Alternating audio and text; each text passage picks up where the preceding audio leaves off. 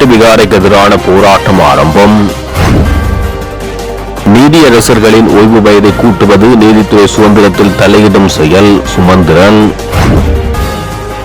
ஜனநாயக செயல்முறையையே சீர்குலைக்கும் செயற்பாடு அரசாங்கத்துக்கு எதிர்க்கட்சி தலைவர் எச்சரிக்கை. கஞ்சிபானி இம்ரானின் நெருங்கிய சகா மலேசியாவில் கைது. அனுரகுமார் திசாநாயக்கவுக்கு யாழ்ப்பாண சட்டத்தரணிகள் சங்கம் அவசர கடிதம். உண்மை, நல்லிணக்கம், அதிகார பகிர்வை நோக்கிய நகர்வுகளை காலந்தாழ்த்தக்கூடாது. கருப்பு யூலை வாரம் குறித்து பதிவில் அலி சப்டி வலியுறுத்தல். இலங்கை அரசியலமைப்பில் பௌத்த மதத்துக்கு முதன்மை ஸ்தானம் வழங்கப்பட்டுள்ளது. மகாசங்க மாநாட்டு பிரகடனத்தில் வலியுறுத்தல். விடுதலை புலிகள் அமைப்பின் கட்டுப்பாட்டில் இருந்த செம்மணி அதிர்ச்சியளிக்கும் நீதியமைச்சரின் கருத்து. ராஜித செனாரத்னவுக்கு எதிராக குற்றப்பத்திரிகை தாக்கல். உச்சநீதிமன்ற நீதிபதிகளின் ஓய்வுறும் வயதை உயர்த்தும் அரசியலமைப்பு திருத்த முடிவை கைவிடுமாறு ஜனாதிபதி அனுரகுமார திசாநாயக்கவிடம் யாழ்ப்பாண சட்டத்தரணிகள் சங்கம் கடிதம் மூலம் வலியுறுத்தியுள்ளது.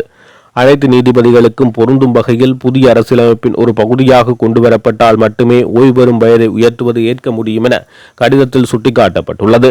இந்த அவசர திருத்தம் நீதித்துறைக்கும் நிறைவேற்று அதிகாரம் அளிக்கும் சலுகையாகவோ அல்லது தலையீடாகவோ பார்க்கப்பட்டு நீதித்துறையின் சுயாதீனத்தை பொதுமக்கள் நம்பிக்கையையும் பாதிக்கும் என அச்சங்கம் கவலை தெரிவித்துள்ளது.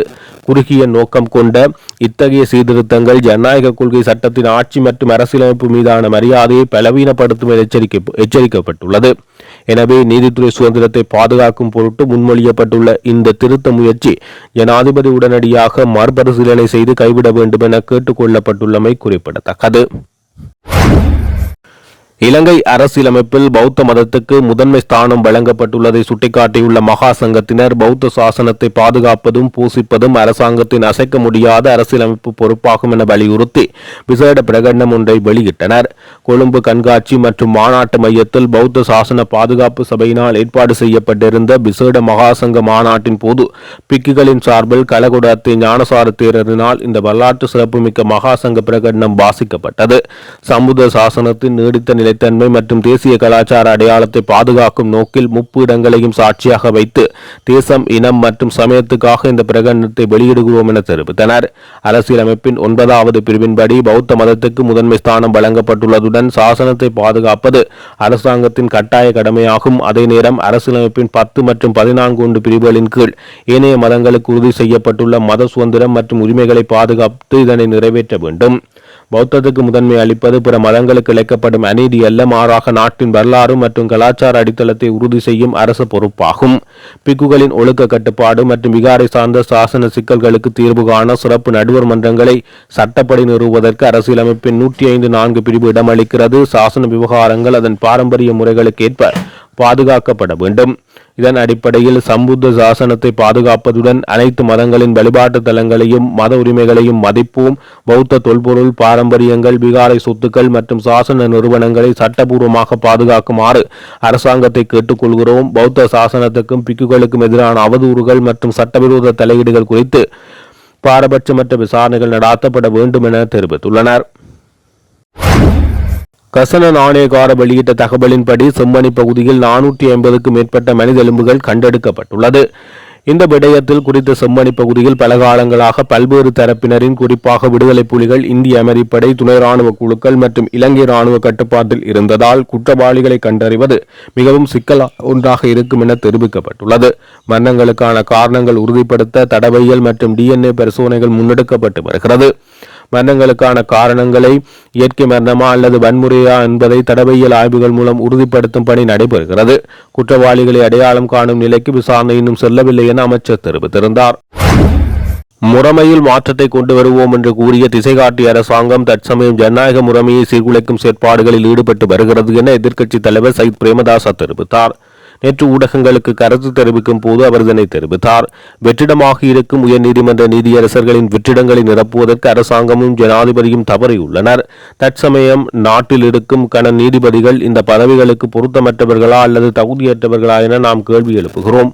இந்த வெற்றிடங்களை நிரப்பாமல் இருக்கும் அதேவேளை நீதியரசர்களின் ஓய்வு பெறும் வயதிலேயே மாற்றுவதற்கான அரசியலமைப்பு திருத்தத்தை கொண்டுவர அரசு தீர்மானித்தது. அது தொடர்பான அமைச்சரவை பத்திரத்துக்கும் அனுமதியை பெற்றுள்ளது.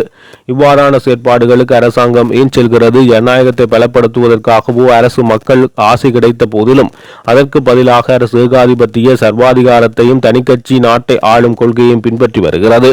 இலங்கை சட்டத்தரணிகள் சங்கத்தின் தலைவருக்கு மாகாண சபை தேர்தலில் ஐக்கிய மக்கள் சக்தியின் முதலமைச்சர் வேட்பாளர் பதவியை பெற்றுத் தருவதாக தெரிவித்து லஞ்சம் வழங்கி நீதியரசர்களின் ஓய்வு பெறும் வயதை மாற்றுவதற்கு அவர்களின் ஆதரவை பெற்றுக் கொண்டதாக ஆளும் தரப்பு பாராளுமன்ற உறுப்பினர் ஒருவர் பொய்யான குற்றச்சாட்டை சுமத்தி வருகிறார்.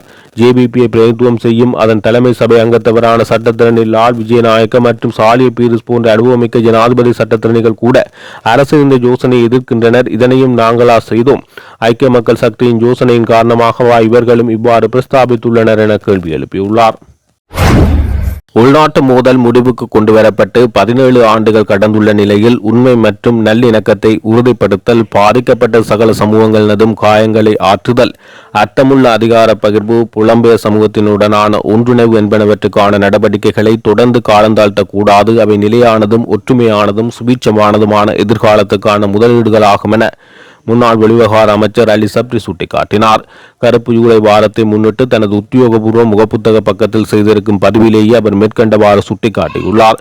அதில் அவர் மேலும் கூறியிருப்பது, எமது நாட்டின் வரலாற்றில் மிக இருண்டதும் துயர் நிரம்பியதுமான அத்தியாயங்களில் ஒன்றான 1983 ஆண்டின் கருப்பு ஜூலை கலவரத்தை ஜூலை மாதத்தின் பிற்பகுதி நினைவூட்டுகிறது. எமது நாட்டில் இவ்வாறான மிக கொடூரமான வன்முறைகள் நிகழ்ந்துள்ளது என்று இன்னமும் நம்ப முடியாத ஒரு விடயமாக இருக்கிறது. எனினும் அந்த சம்பவம் நிகழ்ந்தது. எமது வரலாற்றை பொறுத்தமட்டில் வெறுப்பு, அச்சம், பிரிவினை ஆகிய உணர்வுகளை இறுதியில் பெருந்துயரத்தில் முடிந்த தனியொரு சம்பவம் இது மாத்திரமல்ல. மாறாக இதனுடைய விளைவுகள் முறையாக ஆவணப்படுத்தப்பட்டுள்ளது. நாம் ஒரு நாடாக சுமார் 3 தசாப்தங்கள் நீடித்த ஆயுதமேது மோதலில் சிக்குண்டோம். அதன் விளைவாக பல்லாயிரக்கணக்கான உயிர்கள் காவு கொள்ளப்பட்டது. பல குடும்பங்கள் இடம்பெயர்ந்தது. அது மாத்திரமின்றி எமது நாடு பெருமளவான வாய்ப்புகளை இழந்தது. வரலாற்றை மீண்டும் புதிதாக எழுத முடியாது. அதனால் நாம் அதிலிருந்து பாடம் கற்றுக்கொள்ள வேண்டும். அதே போன்று இனம், மதம் மற்றும் அரசியல் நிலைப்பாடுகளுக்கு அப்பால் இத்தகைய கொடூரங்கள் மீண்டும் நிகழாதிருப்பதை உறுதிப்படுத்துவது ஒன்றே இந்த கலவரங்களில் பாதிக்கப்பட்ட சகலருக்கும் நாம் செலுத்தும் அஞ்சலியாகும் என தெரிவித்தார். தையிட்டி சட்டவிரோத விகாரை அமைந்துள்ள தமது காணிகளை மீள கையளிக்க கோரி காணி உரிமையாளர்கள் போராட்டத்தில் ஈடுபட்டுள்ளனர். குறித்த விகாரை அமைந்துள்ள காணி மற்றும் அதனை சூழவுள்ள காணிகளான தனியார் காணிகளை காணி உரிமையாளர்களிடம் மீள கையளிக்க வேண்டும் என காணி உரிமையாளர்கள் ஒவ்வொரு பௌர்ணமி தினத்திலும் போராட்டத்தை முன்னெடுத்து வருகின்றனர். இந்த நிலையில் நேற்றைய தினம் செவ்வாய்க்கிழமை ஆரம்பித்த போராட்டம் இன்றைய தினம் புதன்கிழமை மாலை வரை 2 நாட்கள் போராட்டத்தை முன்னெடுக்க போராட்டக்காரர்கள் தீர்மானித்துள்ளனர். கிழிந்த மீன்பிடி துறைமுகத்தில் கொரிய நிறுவனம் ஒன்றுக்கு மணல் அகழ்வு திட்டத்தை வழங்கியதன் மூலம் அரசுக்கு 20 மில்லியன் ரூபாய்க்கு அதிக இழப்பை ஏற்படுத்தியதாக கூறப்படும் சம்பவம் தொடர்பில் முன்னாள் கடத்தொழில் அமைச்சர் ராஜ்ய செனாரத்னவுக்கு எதிராக இம்மாதம் 31ஆம் தேதி குற்றப்பத்திரிகை தாக்கல் செய்யப்பட்டுள்ளதாக தெரிவிக்கப்பட்டுள்ளது. கொழும்பு தலைமை நீதவான் அசங்க எஸ் போதாரம முன்னிலையில் லஞ்ச ஊழல் ஆணைக்குழுவின் உதவி சட்ட பணிப்பாளர் சுலோச்சனா ஹெட்டியாராட்சி இதனை தெரிவித்துள்ளார். அத்துடன் இந்த சம்பவத்தின் முதலாவது சந்தேக நபராக பெயரிடப்பட்டிருந்த உபாலி லியனகே என்பவருக்கு எதிராக குற்றச்சாட்டுகள் எதுவும் பதிவு செய்யப்பட மாட்டாது என்பதால் அவரை இவ்வழக்கிலிருந்து விடுவிக்குமாறு லஞ்ச ஊழல் ஆணைக்குழு நீதிமன்றத்திடம் கோரிக்கை விடுத்துள்ளது.